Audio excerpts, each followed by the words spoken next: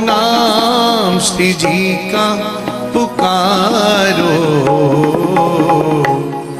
मिलो करुणामयी से। पूज्य श्री राधा बाबा के विषय में वर्णन कर रहे हैं कि बाबा अपनी कुटिया में काष्ठ मौन धारण किए हुए निरंतर प्रिया प्रीतम के चिंतन में डूबे हुए हैं। कुछ निजी जन गीता वाटिका में एकांत क्षेत्र में बैठे हुए परस्पर चर्चा कर रहे कि ये रस मुझे कैसे प्राप्त होगा। उनमें से कह रहे हैं कृष्ण साधु जी कि मुझे बाबा ने कहा था कि लोहे के पेड़ हरे होंगे तू गीत प्रेम के गाता जा। यद्यपि लोहे के पेड़ में कभी फूल पत्ती नहीं होती, लेकिन ब्रज के जो रसिकाचार्य की वाणियां हैं ये इतनी सामर्थ्यशाली हैं कि लोहे के जैसे हृदय में भी प्रेम के अंकुरण को प्रकाशित कर देगी, चाहे जितना कठोर हृदय हो। यदि आपको इस बात का अनुभव करना है तो किसी भी आचार्य महापुरुष की वाणी गायन प्रारंभ कर दीजिए। श्री हिताचार्य चरण की श्रीमद चतुराशी जी, श्री स्वामी हरिदास जी की केलीमाल जी, श्री हरिव्यास देवाचार्य जी की महावाणी जी, श्री ध्रुवदास जी की 42 लीला, एक से एक महापुरुष जो वृंदावन रस के रसिक हैं, जो वृंदावन रस में डूबे हुए हैं, इनकी वाणियों के एक एक शब्द में प्रियालाल विराजमान है। श्याम श्यामा प्रगट प्रगट अक्षर निकट प्रगट रस स्रवत अति मधुर बानी, सोजु बानी रसिक नित्य निस्दिन रटत कहत अरु सुनत रस रीति जानी। अगर आप प्रिया प्रीतम के प्रेम रस को प्राप्त करना चाहते हैं तो रसिकों की वाणी अवश्य गावें। मृत्यु के अंतिम क्षण तक गलबैया दिए हुए प्रिया प्रीतम निश्चित मिलेंगे यदि आप श्री प्रिया प्रीतम के रस में डूबे हुए रसिकों की वाणियों का गायन करेंगे। पूज्य श्री राधा बाबा के वचन हैं, निश्चित कृपा का अनुभव होगा। उन्हें कृपा करनी ही पड़ेगी, विवश होके करनी पड़ेगी। ये पूज्य श्री राधा बाबा के वचन हैं। पूज्य राधा बाबा के वचन परम सत्य और अमोघ हैं। किसमें सामर्थ्य है कि ऐसे महाप्रेमी के वचनों को टाल सके। महाप्रेमी के संकल्प को भगवान भी नहीं टाल सकते, वो अपने संकल्प को टाल देते लेकिन प्रेमियों के संकल्प को नहीं। अपनो परण विसार भगत को पूरो परण निभाऊं। भगवान श्री कृष्ण अर्जुन से कह रहे हैं, महाभारत युद्ध में मैं प्रण लेता हूं कि अस्त्र ग्रहण नहीं करूंगा। और भीष्म जी कह रहे हैं कि मैं शांतनु पुत्र गंगा पुत्र भीष्म नहीं कहूंगा यदि युद्ध में तुमको अस्त्र न धारण करवा दूं। तो किया, अस्त्र धारण किया, अपना प्रण हटा दिया। अपनो परण विसार भगत को पूरो परण निभाओ। राधा बाबा कह रहे हैं यदि आप रसमयी वाणियों का गायन करेंगे तो अंतिम समय तक गलबहियां दिए हुए प्रिया प्रीतम निश्चित मिल जाएंगे। प्रभु को कृपा करनी ही पड़ेगी। पूज्य श्री राधा बाबा के वचन। प्रभु अपने संकल्प को टाल सकते हैं लेकिन अपने प्रेमी भक्त की बात को झूठा नहीं कर सकते। देखो, अपने प्रेमी भक्त की बात को पूरा करने के लिए खंभे से नरसिंह रूप धारण करके प्रकट हो गए भगवान। प्रहलाद ने जब कहा कि इस खड्ग में, इस खंभ में मेरा हरि विराजमान है, जे भी हिरण्यकश्यप ने कहा कि देखते तेरा भगवान इस खंभे से कैसे, और घूसा का प्रहार करना चाहा, अट्टहास करते वो विकराल रूप भगवान का। लक्ष्मी भी थरथरा गई देख के, त्रिभुवन कांप गया। अट्टहास से ऐसा लगा कि वज्रपात हो गया, मानो आकाश फट गया। ऐसी गर्जना करते हुए अति सुकोमल हरि अति भयंकर रूप धारण करके प्रकट हो गए भक्त के वचन पूर्ण करने के लिए। उन्हें चाहे आज चाहे कल प्रकट होना ही पड़ेगा। ये उनकी मौज की बात है कब प्रकट हो, लेकिन निश्चित उस भक्त को भगवत साक्षात्कार होगा जो रसमयी वाणियों का गायन करता है। इसीलिए हमें पूज्य श्री राधा बाबा की बात मान करके प्रीति के गीत गाते रहे। जो रसिकों ने प्रेम की बातें प्रियालाल की गाई है, निश्चित सबसे दुर्लभ बात है प्रेम की प्राप्ति होनी। जब हम महापुरुषों का संग करते हैं तो हमें पता चलता है कि प्रेम का कैसा अनुभव होता है? हम किन लक्षणों से जाने कि हमारे हृदय में प्रेम प्रकाशित हो रहा है? बोले प्रेम को एक मधुर यह नेम, प्रेम को एक मधुर यह नेम, जो पिए के, बहुत सुंदर विषय, बहुत सुंदर। हमारे हृदय में आराध्य देव का प्रेम प्रकाशित हो रहा है, उसका लक्षण जो पिए के मन भावे, सोई धर्म जोग अरुछे,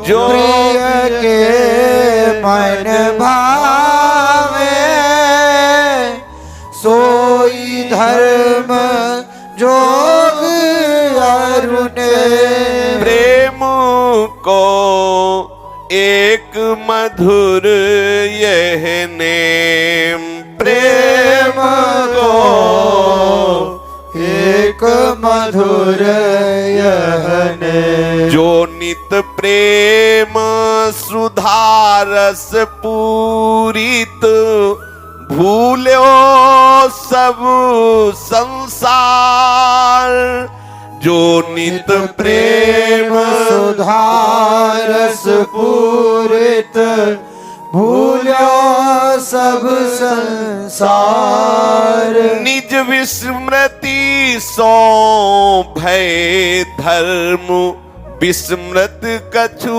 रही न सार, निज विस्मृति सो भय धर्म, विस्मृत कछु रही न सार।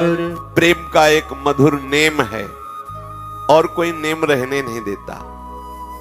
प्रेम का नियम और कोई नियम रहने, बिना नियम के प्रेम नहीं, और प्रेम का मधुर स्वभाव सारे नियमों की पूर्ति हो जाती है। सारे नियम प्रेम में विलीन हो जाते हैं। क्या एक नियम रह जाता है? जोई जोई प्यारो करे सोई मुहि भावे। प्रीतम जो करे वो मुझे, कोई प्रश्न नहीं रह जाता। प्रीति में प्रश्न नहीं खड़ा होता। मैं आपसे प्यार करता हूं, आप हमारे साथ ऐसा क्यों किए, ये प्रश्न नहीं। अगर ये प्रश्न है तो स्वार्थ है, प्रेम नहीं। प्रेमी प्रश्न नहीं करता, प्रेमी आह नहीं करता। प्रेमी को जितनी प्रतिकूलता अपने प्रीतम से मिलती उसको आनंद आता है। उसको लगता है मेरा प्रीतम इस रूप में मुझे प्यार कर रहा है। जैसे जो चातक है वो मेघ से प्यार करता है, और जब मेघ गर्जना करता है, ओले बरसाता है, वो पी पी पुकारता है, तो दूसरा पक्षी कहता है कि देख रे, देखा, ऐसे कर्कश मेघ से प्रेम करता है जो गर्जना करके तुझे डांटता है, ओले बरसा कर तेरे पंख टूक टूक करता है, फिर भी तू उसे पी पी कहता है। तो चातक ने कहा ये तुम्हें दिखाई दे रहा है, लेकिन मेरे हृदय से पूछो, मेरा मेघ गर्जना नहीं करता, मेरा मेघ मुझे पुकार रहा है। मेरा मेघ ओले नहीं बरसा रहा, मेरा मेघ मुझे स्पर्श कर रहा है, अपने ओले रूपी करों से स्पर्श कर रहा है। तू क्या जाने मेघ मुझे कितना प्यार कर रहा है, उसे दोष नहीं दिखाई दे रहा। प्रेम ऐसा महामहिमा है, अपने प्रेमास्पद प्रीतम में प्रतिपल बढ़ता रहता है। अगर घटे तो प्रेम ही नहीं। और फिर जिसके नेत्रों में कोटि मनमथ मनमथ ठाकुर जी का रूप बस गया है, उसे और कोई धर्म, कोई कर्म, कोई व्यक्ति, कोई वस्तु, कोई स्थान आकर्षित कर सके? अरे नंद नंदन के नैन बाण से बेधित हृदय में क्षमता ही नहीं रह जाती किसी और की तरफ देखने की। श्री पूज्य नारायण स्वामी जी उस प्रेमी रसिक की स्थिति का वर्णन करते हैं जिसमें श्री लालजू के हृदय का प्रहार हो चुका है। बोले ब्रज चंद के ऐसे नैनो, ब्रज चंद के ऐसे अति छवि भरे नाग के छोना, तुरत डसे करी सैल अति छवि भरे नाग के छोरा तुरत डसे करी सैन ब्रज चंद के ऐसे नैन ब्रज चंद के ऐसे नैन। काले नाग के बच्चे में जो है वो बहुत जहर होता है। जो अभी किसी को काटा ना हो और उसका जहर एक बार वो काट ले बचना मुश्किल है। बोले लालजू के जो नेत्र हैं ये अति छवि भरे हैं, ये काले नाग के छौना है। एक बार जिसको डस ले वो दूसरे के काम लायक नहीं रहता। जिसके हृदय में लालजू के प्रति थोड़ी भी प्रीति प्रकाशित हो गई, बोले इन सम सावरी मंत्र न होई, जादू जंत्र तंत्र ना कोई। इन सब सावरी मंत्र न होई, जादू जंत्र तंत्र न कोई। एक दृष्टि में मन हर लेवे, करी देवे बेचैन ब्रज चंद के ऐसे नैन। एक दृष्टि में मन हर लेवे, कर देवे बेचैन ब्रज चंद के ऐसे नैन। चितवन में घायल करी डारे, इन पे कोटि बाण लेवारे। चितवन में घायल कर डारे, इन पे कोटि बाण लेवा। अति पैने तिरछे ही कस के, अति पैने तिरछे ये कस के। श्वास न देवे लेन, श्वास न देवे लेन ब्रज चंद के ऐसे नैन।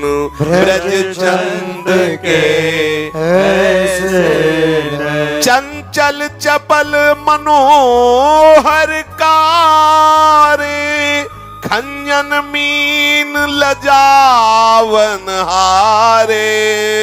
चंचल चपल मनोहर कारे, खंजन मीन लजावन हार। नारायण सुंदर मतवारे, अनियारे सुख दैन ब्रज चंद के ऐसे नैन। नारायण सुंदर मतवारे, अनियारे सुख दैन ब्रज चंद के ऐसे नैन। जिस समय कोई ब्रज के रसा जो स्वादन कराने वाले महान रसिकों के पद है उनका गायन करता है, उनकी पद्धति के अनुसार उपासना करता है, तो रसिक शेखर से लालजू का प्रियाजू का अनुराग उसके हृदय में अंकुरित होता है। अनुराग अंकुरित होते ही अनुराग सिंधु उसके नेत्रों में समा जाते हैं। कैसे नेत्र है इनके, बोले कारे नाग की तरह है, डस ले तो फिर कोई जंत्र मंत्र काम न करे। इन सम सावरी मंत्र न होई, जादू जंत्र तंत्र न कोई। किसी का कोई भी तंत्र मंत्र जंत्र काम नहीं करेगा। जब श्री कृष्ण का कटाक्ष जो है जिसके हृदय में लगा, देखो री देखो ये नंद का छोरा बर्छी मारे जाता है। बर्छी सी तिरछी चितवन की पैनी छुरी चलाता है। हमको घायल देख बेदर्दी मंद मंद मुस्काता है। ललित किशोरी जखम जिगर पर नोनपुरी बुरकाता है। देखो री देखो ये नंद का छोरा बर्छी मारे जाता है। बोले एक दृष्टि में मन हर लेवे, करी देवे बेचैन। एक दृष्टि दी कि उसके मन का हरण कर लिया, बेचैन कर देते हैं। चितवन में घायल कर डारे, इन पे कोटि बाण लेवारे। करोड़ों बाणों में उतनी पीड़ा नहीं होती जितनी इनकी कटाक्ष में होती है। जो मैं ऐसा जानती प्रीति किए दुख होए, नगर ढिंढोरा पीटती अजी प्रीत न करियो कोई।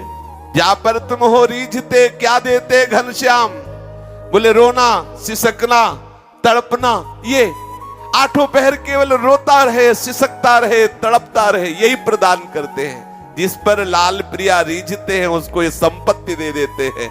वो आंसू बहाता एकांत कुंज में बैठा हुआ प्रियालाल को आर्त भाव से पुकारता रहता है। कितना अपार सुख उसको अनुभव में आता है। श्री नारायण स्वामी कह रहे हैं, ये चंचल चपल मनोहर कारे, खंजन मीन लजावन हारे, ये नेत्र जिसके नेत्रों में एक बार कटाक्ष कर दिया वो किसी काम का नहीं रहता।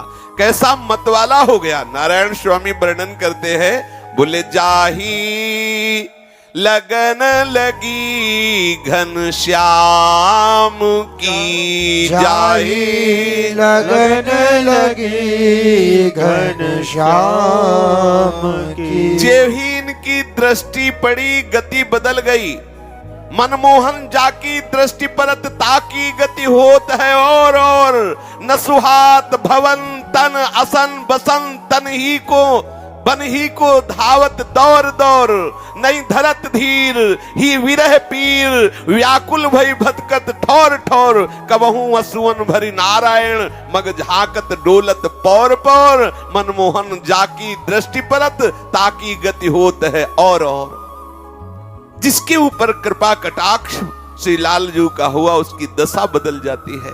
न घर अच्छा लगता है, न शरीर अच्छा लगता है, न शरीर के भोग अच्छे लगते। तो बोले बुरा फंस गए फिर तो। बोले जो सुख ब्रह्मा को भी नहीं वो सुख प्राप्त होता है उस उपासक को। उस आनंद का वर्णन ना तो वाणी कर सकती है और ना कोई अन्य साधनों से अनुभव कर सकता है। ये तो वही जान सकता है जिसके हृदय से लालजू का हृदय मिल गया है, अर्थात जिसके हृदय में लालजू कृपा करके विराजमान हो गए हैं। नहीं धरत धीर ही विरह पीर, व्याकुल भई भटकत ठौर ठौर, बावरो सो रस में फिरे। बावरा हुआ रस में डूबा हुआ, देह कुटुम ते जाए छूट सब ही विधि नातो। न शरीर की शुद्धि है न संसार की शुद्धि है, सच्चिदानंद रस में निमग्न वो परमहंस महापुरुष समस्त भुवनों को पावन करता हुआ विचरण करता रहता है। आहवर कर जब पुकारता है कृष्ण तो अनंत लोगों का मंगल नष्ट हो जाता है उसकी पुकार से। आहा जाही लगन लगी घनश्याम की, जाही लगन लगी घनश्याम की। धरत कहूं पग परत हूं कि तहूं, भूल जाए सुधी धाम की। धरत कहूं पग परत कित हूँ, भूल जाए सुधी धाम की। जाही लगन लगी घनश्याम की, जाही लगन लगी घनश्याम की। छवि निहार नहीं रहत सार कछु, घरी पल निसी दिन याम की। छवि निहार नहीं रहत सार कछु, घरी पल निसी दिन याम की। जित मुँह उठे तिते ही धावे, सुरती न छाया घाम की। जित मुँह उठे तिते ही धावे, सुरती न छाया घाम की।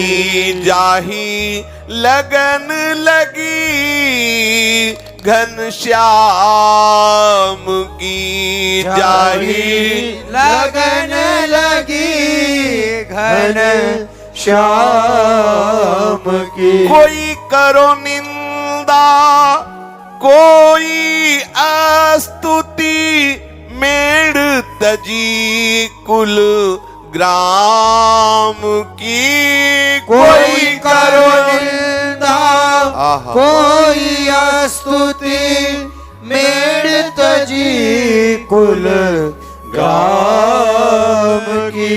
नारायण बोरी भई डोले, रहे न काहू काम की। नारायण भोरी भई डोले, रहे न काहू काम की। कहाँ पैर रख रहा है, किधर जा रहा है, कोई सुध नहीं है। उसका घर कौन सा है, उसे क्या क्रिया करनी है, वो क्या बोलना है, क्या बोल रहा है, कैसी रसमय स्थिति। जैसे गोपीजन जा रहे हैं दही बेचने, लेकिन एकांत कुंज में जाके पुकारती है तो वहां कोई जब आता नहीं तो अपने आप से आप बात कर रहे हैं, सखी यहाँ तो कोई दही लेने वाला है ही नहीं।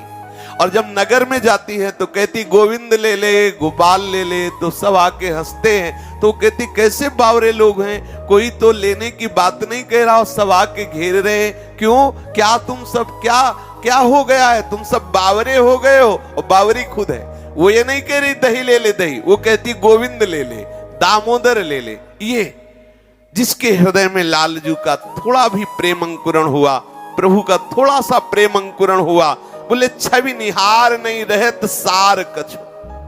अब त्रिभुवन में कहीं कुछ सार नहीं दिखाई दे रहा। सार है तो नंद कुमार है, सार है तो प्रियालाल है, अब कोई और सार। कहीं महत्व बुद्धि नहीं रही, कहीं सुख बुद्धि नहीं रह गई। पल पल हृदय तड़पता है, उनसे मिले हुए होने पर भी मिलने की चाह में जलता है। मिले हुए तन मन के बिछुरे नहीं, चाह बड़े दिन। ये प्रेम का स्वरूप है कि प्रतिपल मिले होने पर भी अनमिल भाव बना रहता है। प्रतिपल रहता है हाय कब और कितना सानिध्य प्राप्त। प्रतिपल प्राप्त होने पर भी तृप्ति नहीं, अतृप्ति बढ़ती चली जाती है। श्री लालजू महाराज के चरणारविंद की प्रेम की स्थिति जब प्रकट होती है, तब कहीं उसके हृदय में प्रियाजू के चरणारविंद का प्रेम प्रकट होता है। हमारी किशोरी जो अत्यंत गुप्त धन है लालजू के हृदय की, इसीलिए वेद पुराण शास्त्र सब लालजू का जस गाते हैं। पर लालजू जिस पर कृपा करते हैं, लाडली जू के चरणारविंद का प्रेम प्राप्त होता है। ये प्रेम उसी के हृदय में सदैव सदैव के लिए वर्धनशील होकर विराजमान होता है, जो किसी की निंदा सुनकर दुखी न हो, किसी की स्तुति सुनकर राजी न हो। ध्यान देने का विषय है। हमारी कोई निंदा करे, हमें कोई दुख नहीं होना चाहिए। हमारी कोई स्तुति करे, हमें कोई सुख नहीं होना चाहिए। हमारा एकमात्र लक्ष्य है प्रीतम की राजी में राजी रहना। और सही बात, जिसके हृदय में प्रियालाल का प्रेम प्रकाशित हो जाता है, उसको ऐसा लगता है जैसे चिड़िया नहीं बहुत सी चहचहाती रहती, ऐसे सब चहचहाट हो रही, उसे कुछ सुनाई नहीं देता।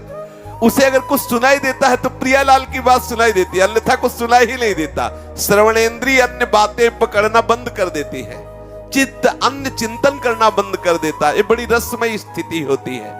तो जिसके हृदय में प्रेम प्राप्ति की लालसा हो, प्रियालाल के रस में भरी हुई जो वाणियां रसिकाचार्यों की हैं, उनका गायन करे तो उसके हृदय में अद्भुत प्रेम प्रकाशित हो जाता है।